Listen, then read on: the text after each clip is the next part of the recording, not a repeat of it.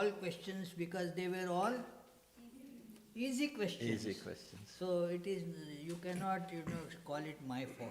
They did not ask any hard questions. So, so it will work similarly, that all day you will be asking very simple questions and he will answer those simple questions. This is a yes or no question. Okay, come on. Will you do a meditation tomorrow too? They are magical. Oh, Guided meditation. Tomorrow there is no program of guided meditation. It is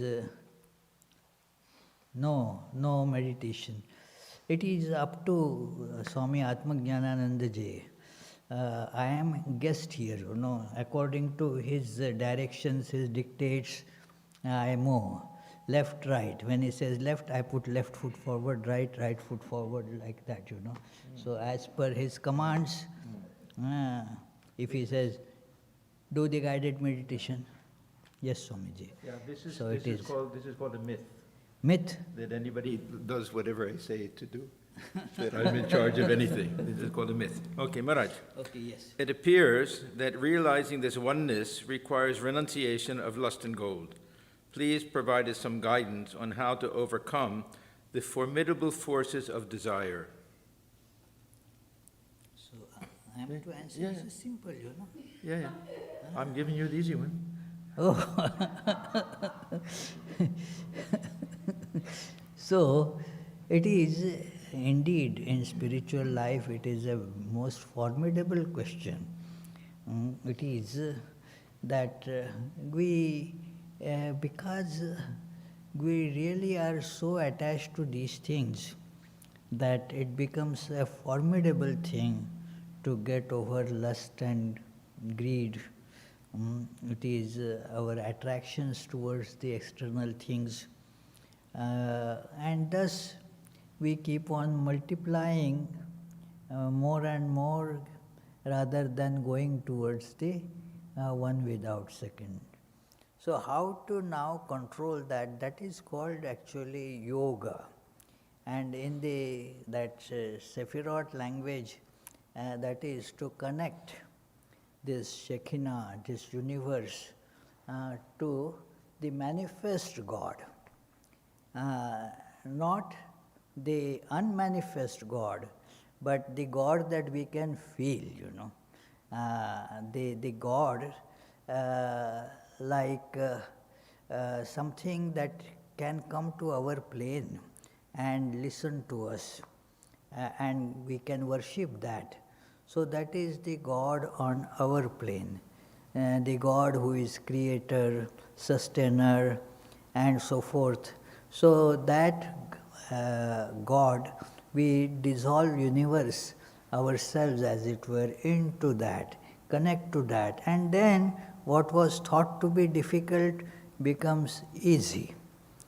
It is Sri Ramakrishna also told like that all your lust and greed, that give it to God, connect it to God, that have the desire for God, have all the emotions that we get now, connect them to God. So that is the way that we can get over those. That is how these desires get converted into what is called bhakti or devotion. When they are given the right turn, they are called devotion. Otherwise, these are the desires, they keep on entangling us in this world. If you connect to God, it becomes then the source of illumination. If not, then they become this further source of bondage. So that is how one can do it, and this is to be practiced as long as needed. We get soon tired and think that, well, so much time I am doing it, nothing is happening. So no, do it. We have to do it for a long time without giving up. It is that perseverance is very necessary. So with that we shall be able to overcome these so-called formidable forces. They are formidable because of the appearance. We get scared of those that it is more like you must have gone to that mirror house that you see in many, what is it called, those big fairs and carnivals. Yeah, that's yes. In carnivals you see those things, and then you get scared that, till you realize that they are your pictures, and then the fear goes away. So similarly, all these things, they are, after all, the pictures of our own self. So connect it to the reality, and thus you will not be scared of these. You will be able to conquer these through such practices. Yeah. Maharaj, I'm reminded of a conversation in the Gospel of Sri Ramakrishna when Dr. Sharkar was there with Sri Ramakrishna, and I think Dr. Bhaduri was there. And Dr. Sharkar every once in a while would be very strong, and he would come back and even be critical of Sri Ramakrishna. Usually he took it very nicely, but one time he said, "Why should I listen to you? Kami krodhi lobhi," he said. Yes. So it means that you're a lustful person, you're an angry person, and you're a greedy person. So he got very offended. He said, "Oh, if that's what you think, then I'll simply come and examine you and leave, and I won't talk to you anymore." Now this other, I think Dr. Bhaduri, if I remember correctly, he said, "No, don't get offended that these are the attributes of a jiva. He's not saying anything, especially bad about you, that this is something common to everyone. That being a jiva, being a person, a human being, means that we have these passions. And there's not a person who is devoid of these. Difference between those who take the sadhu life and those who take the householder life is maybe a little bit less for the sadhu, maybe, but the desire for renunciation will be stronger. And the householder life is also meant to transcend these through experience and seeing what exactly there is in enjoyment, in wealth, and power, and all of these things, so that we see that there's a little bit hollow victories that we get from that. This is what we call bhoganta, so that we reach the end of our enjoyment. So even a householder life is meant to lead to the higher stage of life where we become free from all of these things. So for those who have that adhikara for the householder life, it's best for them. It's not good to forcibly renounce the world if the samskaras aren't leading in that direction. Householder life is better. Thakur says it's like fighting from inside of a fort. And for those who are willing to do the fight and have some stronger feeling of vairagya, then the sadhu life is better for them. Okay. Could we compare chesed and gevura to vairagya and abhyasa? Is there a strong connection between detachment, non-attachment, and grace? Very good question. Yes, one can compare like that. It is that there is the spirit of our practice and then the spirit of grace. So the grace comes to us and our practice is there, that is our side. So this discernment, that is viveka, vairagya, dispassion, the practice we can do as far as we can, and then there is the grace that comes, so you can compare these two sephiras to that. See, as I mentioned, that there is no fixed meaning to these words. They get translated differently, and there are many, many meanings that can come out of this one meaning. So, certainly, whatever helps us to realize the principle, you can have that meaning through that. So, it is perfectly justified to think of in that term, yeah.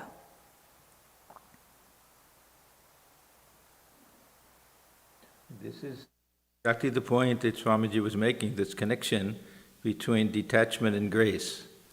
That this grace comes when we do our part and practice that detachment. Maharaj, you were asking that interesting question, that suppose the odds are stacked against us. There's very little chance that we'll get God realization in this lifetime, and then why bother to do it? Now I was reminded, there is a short story by a very famous existentialist writer named Kafka. And it was called, I think, The Hunger Man, something like that, an English translation. It was about a man who worked in a circus, and he just stayed in a cage, and all day long he would be there without eating anything.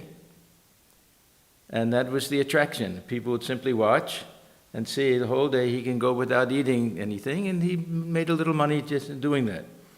So somehow the circus closed, and he didn't have that job anymore.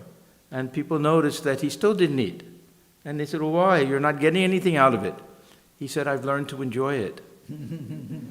So the point is that we'll reach a point where the spiritual practice itself is the pull, is the attraction and the joy, and we won't care so much. Of course, we want realization, but whether we get it or not, we realize that this is the thing that we want to do. This is the most important thing for us. So that's the saving grace when we think that, well, maybe in my lot I won't realize God in this lifetime, but what else will I do? This is the most important and valuable and the rewarding thing for me to do. Very correct. Dear Maharaj, Sashtang Pranams. Sashtang Pranam. What is mysticism? Okay, this is a two-part question. Mysticism. How will you define mysticism? Well, mysticism is understood as the something that takes us beyond the observable, beyond the senses, the ultimate truth that can be realized only through the contemplative, meditative practices rather than by our logic. Our logical faculty takes us only to some extent, and so the mystical experience or mysticism is a science of that when it is, then it gets called mysticism. But the mystic experience is where there is no logical explanation to these things, but still you experience and you are sure of it. So it is something that explains the contradictions in this universe that we live in, but not logically. By stepping beyond the realm of science and logic, that one comes to an awareness, a consciousness, where these questions do not exist anymore. Not that you get an answer to that question. That is not the thing. It is the question dissolves. That is a proper, better way of putting it. The question does not remain there. Like the example that I was giving, that the log of wood appearing as bare, Now when you see the bear, where from this bear came and how it will respond, if it sees me, will it attack, and all those questions may come. Now when you see the log of wood, and do you get the answer to those questions? Whether the bear is male or female, whether the bear is going to attack me or not. You don't get answer to any of those questions. The bear disappears, the whole question disappears. So in mysticism, all those questions, they get mystical answer, in the sense the questions are dissolved. The God is or is not. By debate you can never settle this question. But through experience you know that. That is mysticism. All those things that have no logical answers, you get the understanding of that, you dissolve those questions, that is the mysticism. Yeah, you can elaborate further on that. There's a second half.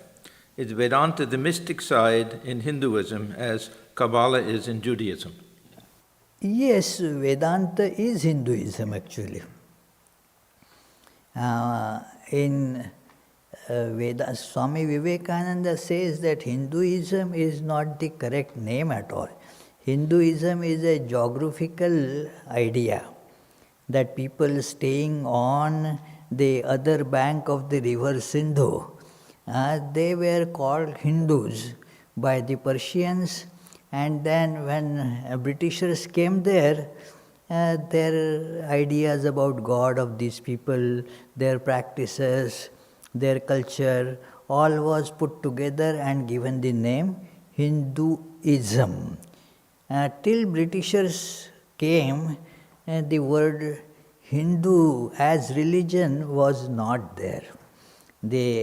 So the word Swami Vivekananda says, therefore the religion itself should be called as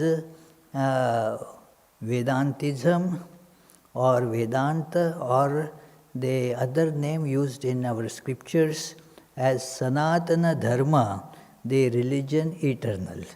So it is to say that it is just mystical side of Hinduism is not probably right. It is with Judaism, it is in a way true. One can say what gets into common practice as Hinduism, that doesn't have much mysticism associated with it. It is the religion means only go and have some food.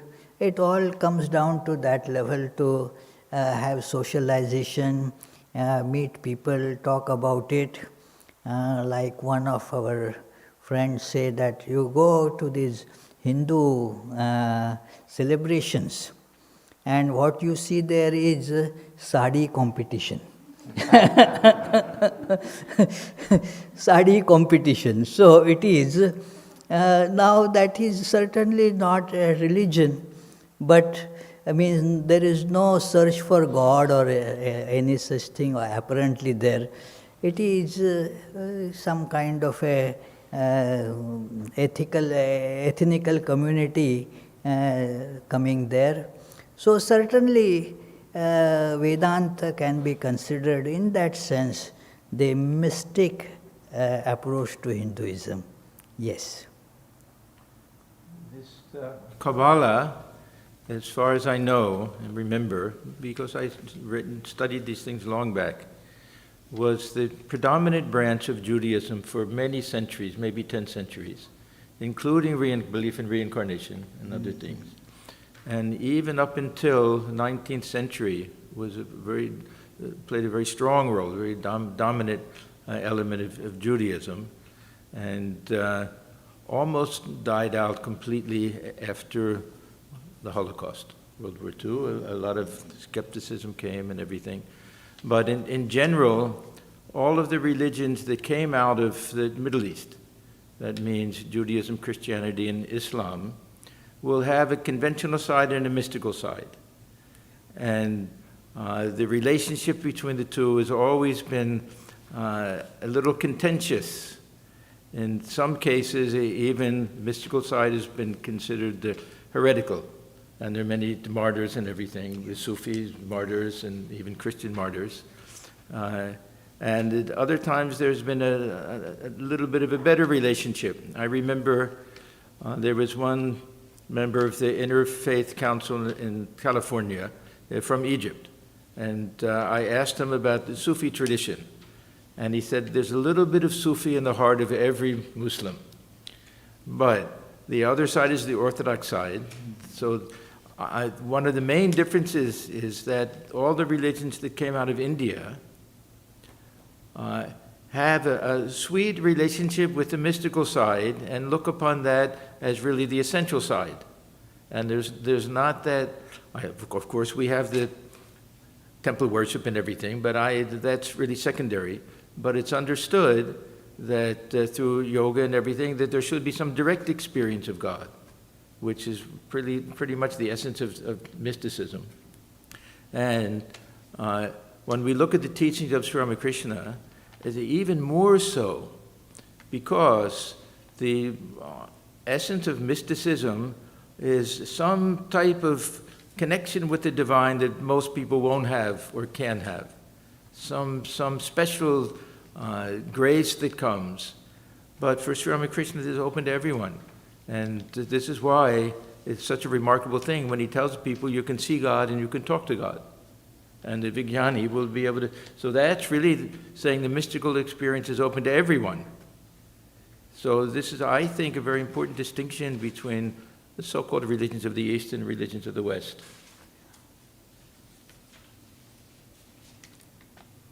Okay, Maharaj. I came across a Kabbalist teacher who said Torah could be interpreted at 4 levels. 1 is literal/superficial. 2, essential, intellectual. 3, intuitive, insightful. 4, knowledge of love/truth. The Zohar interprets Torah in the 4th level, and it is open for other interpretations and additions or subtractions without restriction on changes to the book. Are these claims by that teacher valid? It's a big question. Yes, these claims are certainly valid. Torah can be interpreted, and it does get interpreted at these different levels. That one, as it is given in Zohar, and even in Zohar you will see different ways to understand and interpret Torah. So, therefore, yes, depending on the level of the one who understands, the Torah gets interpreted variously. It is depends on who is reading it, who is studying it. At that person's level, it gets interpreted. There is, Sri Ramakrishna used to tell the 4 types of jivas.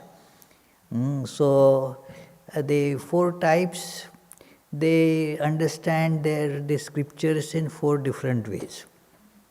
One is just holds on to the bondage as while just quoting the scriptures.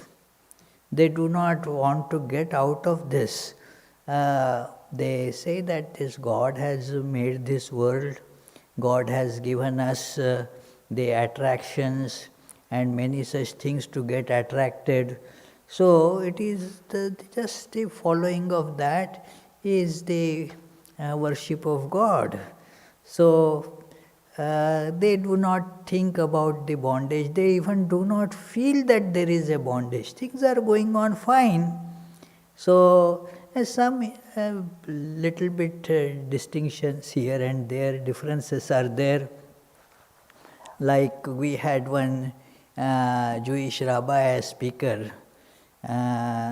So she said that, and that is literally, the Torah does say that the God has given us this broken pot called the world. And our job is to fix that pot by, improving the world. So that is certainly the way that she was interpreting it. So naturally that is one way of interpreting that, and the higher interpretations of the Torah as given in this Kabbalah, that is also there. Depending on, in between these, there are these other categories, that how far you want to practice it. And you can go any level, yo yad ichhyasi tasya tat. It is something like that. That to what level you want to climb, like a ladder, It can, ladder or staircase, it can take you to whatever level you want to go. It can take you to the highest level, up to the terrace, but it can take you to any other lower floor as well. So depends on where you want to go. So these are all these scriptures are like that to what level you want to use it, you will get there. Nothing more than that.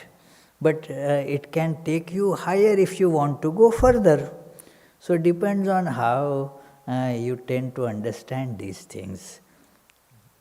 Yes, Maharaj. One of the really distinguishing features of the Jewish tradition is that not only was everything considered open to interpretation, but it was actually part of the whole tradition that the rabbis would get together and they would all take different views and argue against each other. And there was never any one dogmatic interpretation. And the whole Talmud and there are other texts, it's all about these different views that the different rabbis had about things. All were accepted, and there was never anything, this is heretical, this is dogmatic, you have to believe this or that. There was a very nice part of the Jewish tradition. So it's not just open to it, but it almost requires people to interpret things according to their understanding, and allowing, of course, mystical interpretations. Yes. I heard one rabbi told a joke, but like the Jewish humor, he was telling it with a very serious face. That they all of them, they started following Moses, and then the waters departed. What a miracle that the sea gave way. Great miracle. But that was not the miracle. The miracle was all Jews were going in the one direction. That is the miracle.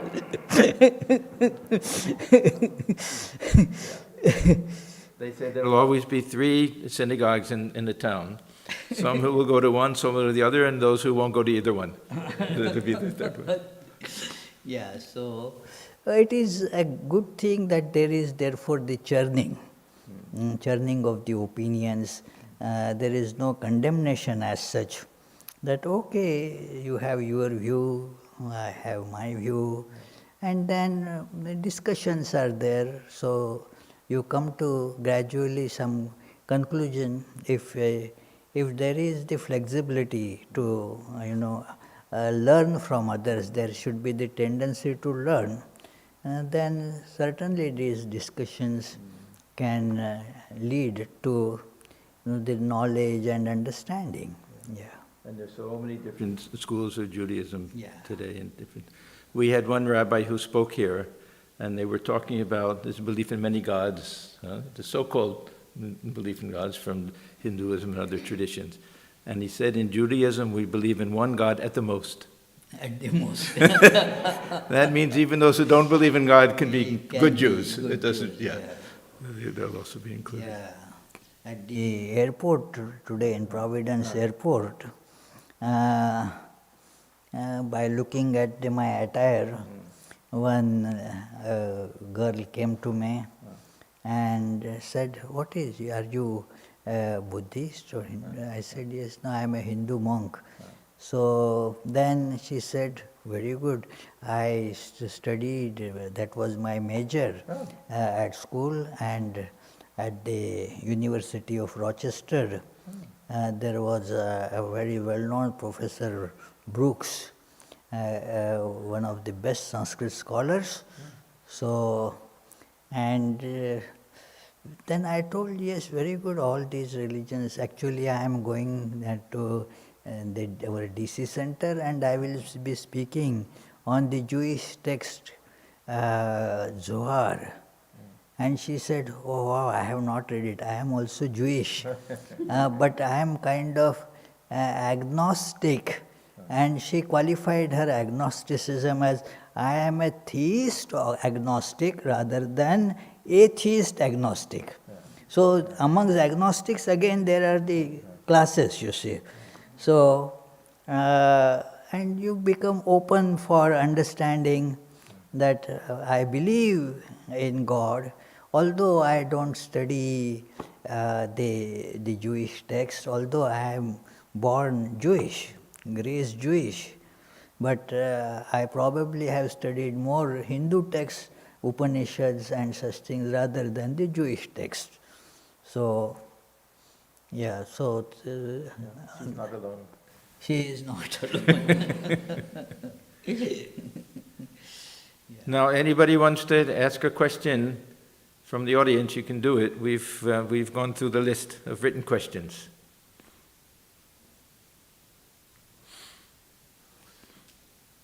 You won't get this opportunity every day, because you have Swamiji here, who has tremendous knowledge of the scriptures and has had a tremendous amount of holy company and his monastic life and deep insight into all of these things. Don't waste that opportunity. Okay? There is a pot of salt also, you know, whatever he is saying. Swamiji, there was one statement you made where you said that is unknown, but it is more known than a chair that is seen. That is Swami Vivekananda that said in Jnana Yoga. It's a very beautiful this statement about what is told in Kenopanishad. That is what is applicable to this Ein Sof also. That it is not known, but that doesn't mean it is unknown. It is more known than anything that we know. So that is, and Swami Vivekananda, while interpreting that Kenopanishad statement, he said that, look, the chair is, you think you know it, but to know that chair, first you know the self, and then you know the chair. So, self is more known than the chair. It is beyond knowing, but that doesn't mean that it is unknown. It is more known than anything that we think we know.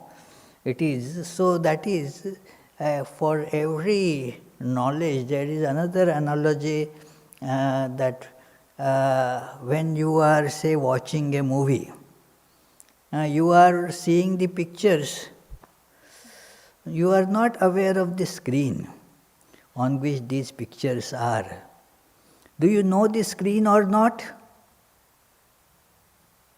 Think about it. Everything that you are seeing, you are actually seeing screen, nothing else. Those pictures that you see, they don't really exist. The screen exists there. You are seeing the screen as a man, seeing the screen as a woman, seeing the screen as, say, house or street or car, whatever you see in that movie. But isn't it all screen? It is. So you are seeing screen in seeing all these things. So that screen, is it not more real, more known than everything that you see in the movie? It is like that. That the self is in everything, like the screen is in everything. Every object that you are seeing in the movie is permeated by the screen. So, similarly, somebody sent this to the computer. Okay, Maharaj. Okay. Oh, Yeah. okay, And you have I finished, see. Maharaj. So that is in that sense, when you know the chair, the self is more known than the chair. Because first you know the self and through that you know the chair. So in that sense it is more known. The self is more known than any other thing. See our awareness. You say, I know chair. Isn't it a compound statement? I and know chair. So you know I and you know chair. Chair changes. You can say that I know Arya. I is always present there. So that I is more known than any of the object that you are knowing. So in that sense it is more known than anything else that you know. Right. Part of the reason why Swamiji says that is this axiomatic statement in Vedanta that the knower can never be known. The subject can never be turned into an object. So if we misunderstand that, that means I can never know myself, the real I. But the point is that I know myself in a way other than the subject-object relationship. I know that I am. No one can tell me that I don't exist. And that's the most known thing. I can question everything else, but not my own existence, as consciousness. That I know that I'm experiencing the world. So there has to be an experience where I know that, but I can't objectify that and know it the way I know other things. So it can never be known as an object is known through the subject-object relationship, but it's the most known thing. It's the one thing that we can't deny and we can never reject. So I think that we can take it in that sense. Also, Maharaj, do people experience God in the conventional side of religion? They experience God in the sense that we were just discussing. They experience without they experiencing God as the truth, as the reality, because we don't experience anything apart from God. So in that sense we experience God, but not as God. In some Vedanta texts also this question comes, is the self known or unknown? Then the answer is that self is known but not clearly known. Like in a busy market area, lots of people are talking. So the voices of everybody is you are hearing, but nothing specific is heard, only noise gets heard.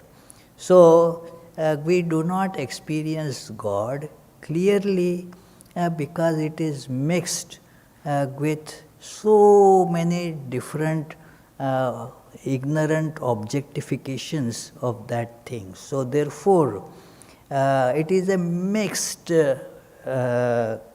perception, and so therefore we do experience God, but not clearly as God.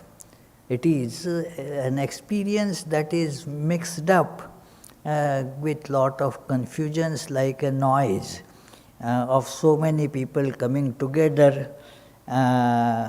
Lot of vehicles are moving. In Indian context, you can understand it better. There are a lot of car that horn, pang, pang, ping, ping. Then Awaj they, karo. yes, Awaj karo. yes. So it is. Then the person right there going in on the bicycle makes also ting ting. Then people are shouting, and the vendors are there on the street. They are shouting on the top of their voice. Now imagine your ears are getting all that, those vibrations on your eardrums. So you are really hearing everything without actually hearing anything. That means you are not able to specify anything there, no clear hearing. So it is like that. We are, everybody, without any practice, is also seeing God, because God alone is. So what can we see but God? We cannot see anything but God. But the problem is not as God.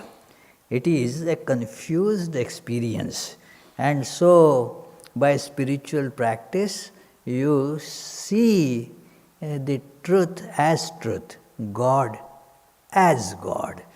So, that is how the difference is. That without the practice of spiritual disciplines, we are always seeing God, but not clearly. And therefore our lives are confused. We don't know which way to go. It is somebody is calling, but we don't know who is calling. So we get attracted to various things, but not sure where we are going. So it is in one way of understanding the spiritual disciplines or mystical disciplines is to have a clarity in perception, removing the clutter. So thus we see it clearly. That is the difference. Okay, let me read it again. Do people experience God in the conventional side of religion? Now, if by experience God, the person is asking God realization, we've already decided that it's like winning the lottery. Even those who lead a very intense life of spiritual practice may or may not realize God. So that if we're talking about that, and if by conventional side we mean people just Sunday they go to church, they're not very serious about anything, but they'll do some of the rituals, they'll observe big holidays, things like that, then not much chance that through that they'll get God realization, maybe through grace or something else. But if conventional side means what Sri Ramakrishna calls Vaidhi Bhakti, then it's a different story. This Thakur talks about two different types of devotion. This Vaidhi Bhakti means that we really have a spiritual life. We have a life of sadhana, and we sincerely do our spiritual practices. We do our japa on a very regular basis. We get up early in the morning. We do our prayer, puja, whatever it is. We do it very seriously. Can we get God realization through that? We can't get God realization through that until we reach the higher stage of anuraga. But we won't get to this higher stage of anuraga without that. So this is essential. We can't skip that. We have to be very regular in our spiritual practice. Not exactly conventional side, but Vaidhi Bhakti. That means following whatever instructions we've been given for spiritual life by the Guru or by the scriptures. If we do that, then we can reach the higher state, which automatically will come when this devotion grows. And once we reach this state of intense love of God, anuraga, then it's virtually promised to us. This is, and that vyakulata comes, this longing for God, because these two levels, we can say, are not equivalent to each other. That the first one may be 99% of the ladder, and the last the final rung. And when we get to that intense longing for God and anuraga, then Sri Ramakrishna says, it's like we see the pink glow in the sky in the morning, and we know automatically, definitely, without any question, within a short period of time, the sun will come up. So the conventional side is not what did it, it's the anuraga, but we don't get to this anuraga without that Vaidhi Bhakti. So our job is to be very regular in our spiritual practice and to do whatever we've been told, do our puja, do our japa, do our prayer, all of that, with this longing that we reach this higher state, which will automatically lead to God realization. Very good, Maharaj. Correct. Yeah. Yeah, Bhaskar. The Torah starts with, in the beginning, God wanted to create the world. How does Zohar interpret that and explain why God wanted to create the world? Please. Okay, I got it. He says Torah begins with the statement that God wanted to create the world. That is. So how does Zohar interpret that? Zohar has the reading that is more literal that we saw, that it says that in the beginning God is created. The God is not the one who created, but in the beginning God got created. So that is how the Torah interprets it. That it is our understanding of God that got created. That is the meaning of that. That is the language. I will read it again. That it is the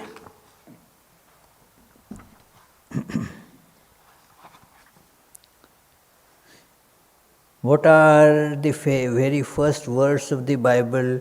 Everyone knows that in the beginning God created. But for the Zohar, which insists on interpreting the original Hebrew words in their precise order, then the verse means something radically different. With the beginning, the Ein Sof, created God. So, the God, one of the higher Sephirot, that is an explanatory note here, got created as an expression of Ein Sof, the beginningless, the infinite, and as Ein, nothing. That nothingness brought about God. That is how the first line of Torah gets interpreted in Zohar. So Maharaj, would you say this is like our Nirguna Brahman, that it has to become Saguna Brahman, Ishvara, or Hiranyagarbha before there can be creation? Yeah, yes, correct, yeah. The creator God, exactly, yeah. And so this nothingness really means this Nirguna Brahman. Yeah. And it comes out of nothingness. This was a big existential theme, that the nothingness is the ground of being. Yeah. This is Sartre and Heidegger and all of them. There's a beautiful book, Being and Nothingness. Yeah. And nothingness means consciousness, pure consciousness. Yes.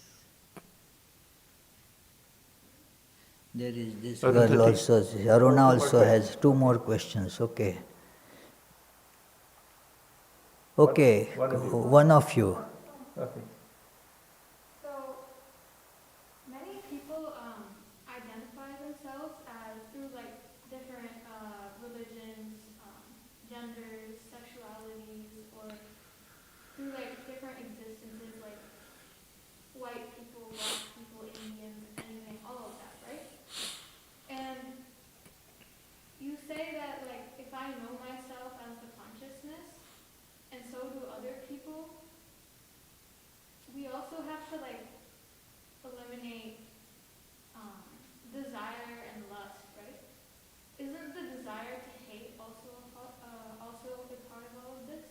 The desire also what? To hate. Oh, well,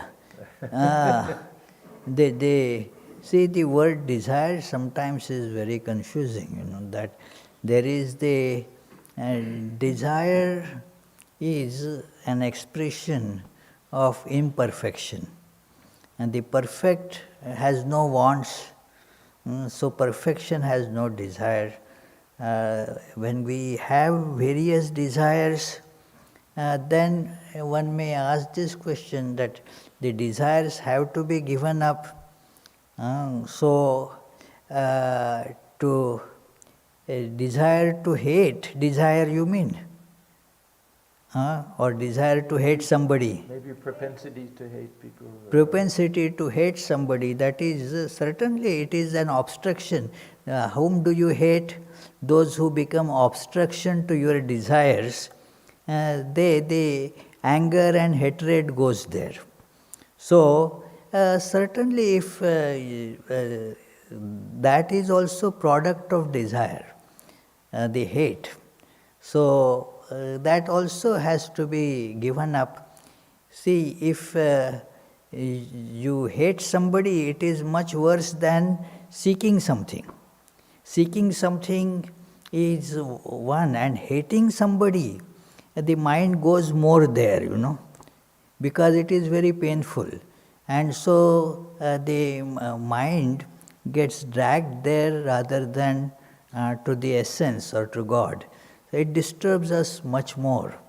So, hatred, and that too based on, we have divisions of, that I, my gender, my sexuality, my particular group, my particular, the discipline that I am studying.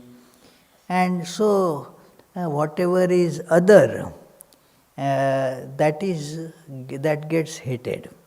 I am good, so the other is not good.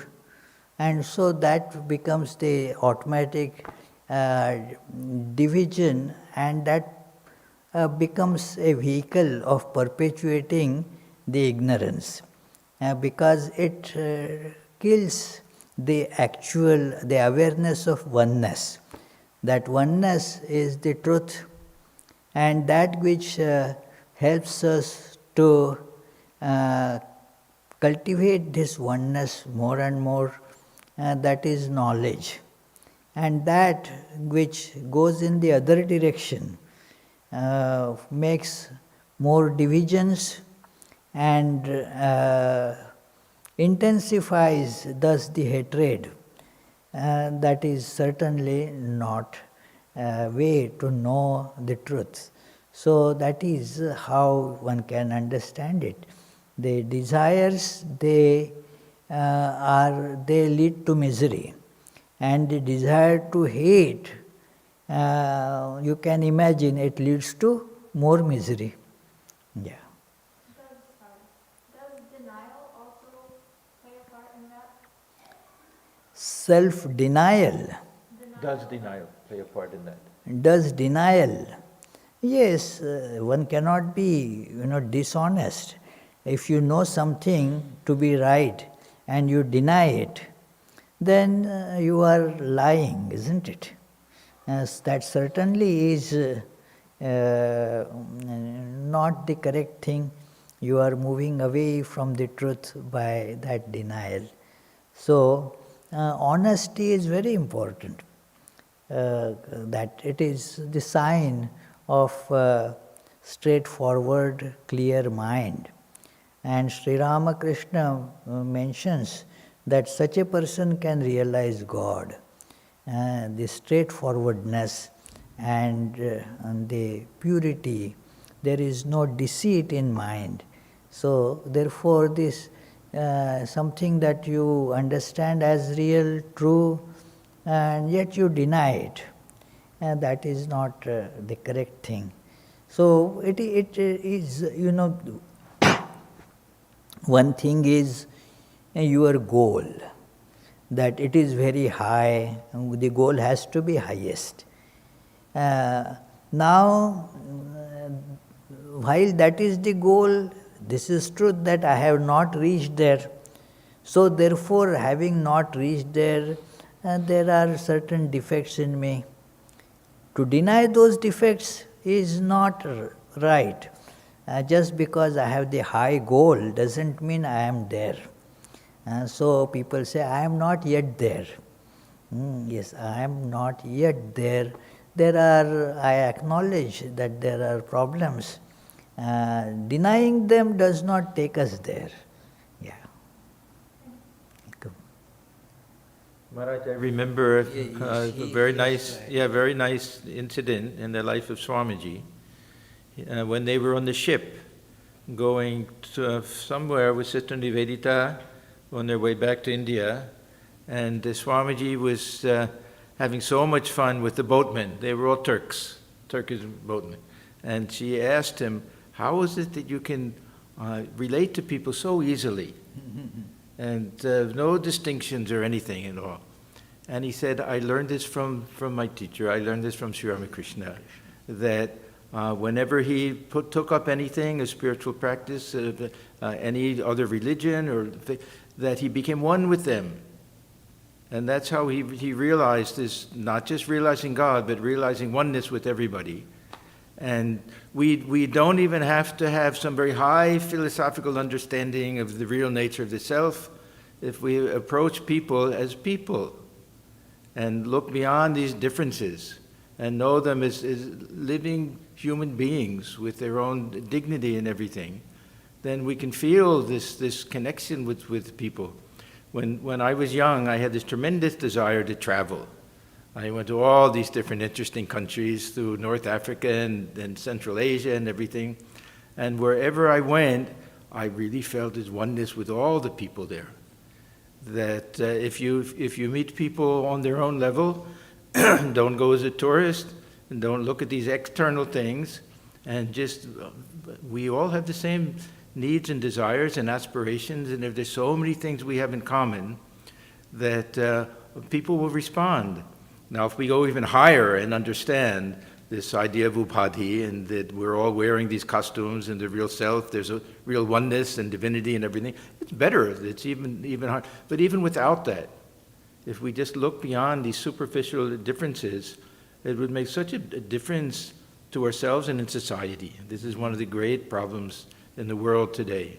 We see everyone as a stranger and everyone is different from us, and these divisions come and it causes so much trouble in the world. That's a very good answer, that connecting to everybody as the manifestations of God is not very easy for us, but for sure we can connect with others at the level, this common level of humanity. We are all human. That won't be difficult, isn't it? That we have this commonness. So let us respect that in other people, that there is, just as I am human, that other person also is human. And when we touch that, actually we feel so much benefited by feeling that internal connection, internal oneness. Yes, very good answer, Maharaj. Thank you. Yeah. I just had an observation on the previous question, Maharaj, about even conventional part of religion. Will that lead to the highest? Nothing goes to waste, right? Even if someone goes and it's not done with sincerity, still can help in forming good samskaras. So maybe in some other lifetime it can take off, right? Very correct. In that sense, nothing goes to waste. Yeah, very correct.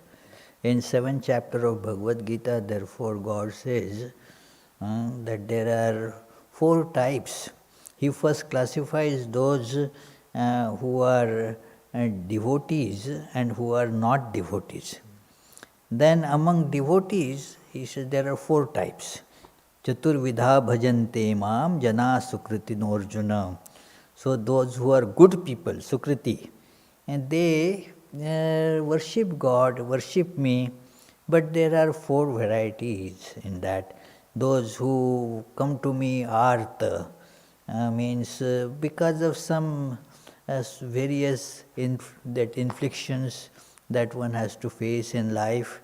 So like having financial problems, family issues, or health issues. So one is really to wit's end. and so prays to God, please, please bless me, these problems may be removed from my life. Now that for that person, God is only the remover of all these problems. Worships God only with that understanding. That is called Artha Bhakta. He has these problems, and so is for solving those problems he is worshipping God. There are others who do not have such problems, but want more, artharthi. They want more wealth, artho, artharthi. That okay, like that, seeking the lottery. If I actually have seen, they buy lottery ticket and keep it right in the shrine. This is I have seen, that so keep it in the shrine so that God's blessings will fall on that. And temple for getting visa. Huh? There's one temple for getting visa, overseas visa. They There's put some it place- there. Yeah, there's some temple, huh? Yeah, for people who want to get win the the lottery visa. for visa. Yeah, There's oh, supposed to be wow. one temple someplace. Huh? Yeah. Balaji temple. Yeah, Oh, so okay. it is whatever is our actual problem, our prayers go in that direction. So Arthu, Artharthi, some are just wanting to know what this God business is. One of our members there used to say, this God business is very difficult to understand, Swami. So they are curious about what is all this. So their devotion, their attraction is for that purpose. And reporters want to know many things, so let me know what this God is, why people are so much talking about it. What did he know and when did he know it? Yeah. So, and then there is the one who really wants God, jnani, that the God is sought for the sake of God. So there is the four varieties, all are good, but there are the grades, and nothing goes to waste, as you mentioned, that practicing one kind of devotion leads to the next. Like you climb the staircase, first step you climb leads to the next step. So like that, yes, one can go to the higher and higher stages of devotion and spiritual realization by following whatever level we have to follow the principle of that level. Yeah, nothing wrong in that. Yeah. Good, Maharaj. I think we can close. But she has raised the hand. Oh, another question. Huh? No, you can ask it. It's okay. Okay, so today you spoke about Turiya, state of Turiya. Turiya. Turiya. Yeah. Where the mind loses its control. So where does it fit in Patanjali's Yoga Sutra, where he talks about 4 stages of samadhi? Definitely I think that it's about jnana. Is it part of the samadhi or before the samadhi? Actually, Patanjali does not speak about it directly. Yeah, but that asamprajnat samadhi that is described is probably very close to the realization, the experience of what is described by Mandukya as Turiya. But Patanjali does not use this phrase at all. No. Yeah. So, Swamiji, So, Maharaj, thanks again for a wonderful day. And everyone, please come tomorrow. If you can, 11 o'clock, you'll hear about magic. Good, Maharaj. You will show magic, Maharaj? If you want. Okay, you can show magic, I will speak about magic. A cooperative endeavor, Okay, and thank you all for coming, and hope to see you all. Yeah, those who would like to stay will have Arati in about 20 minutes, if you'd like to stay for that also. Satsang. I think Satsang will be watching the Swamiji rest and not have to do too much. if you want to stay for satsang is informal, highly informal satsang. If anybody wants to stay and just have Swamiji's company a little. We won't force them to talk or anything, give any other talk. Yes, Huh? the silence is the best advice, It is, it is the conveying of the message through silence, Yeah, after about 4 hours of talk now, it would be, All right, Maharaj, thank you. Thank you.